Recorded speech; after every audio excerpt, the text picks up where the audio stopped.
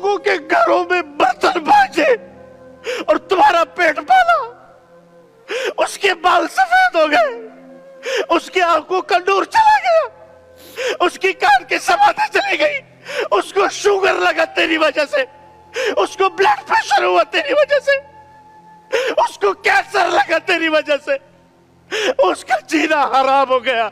एक माँ, आज एक माँ ओल्ड होम में मर गई है एक बेटे के हाथों।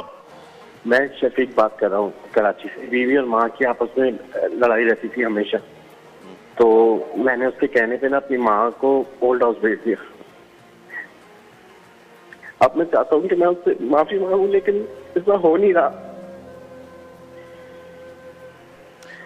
आपने अपनी वालदा को ओल्ड होम भेज दिया है? तो मैं उससे माफी मांगू, लेकिन अब हो नहीं रहा।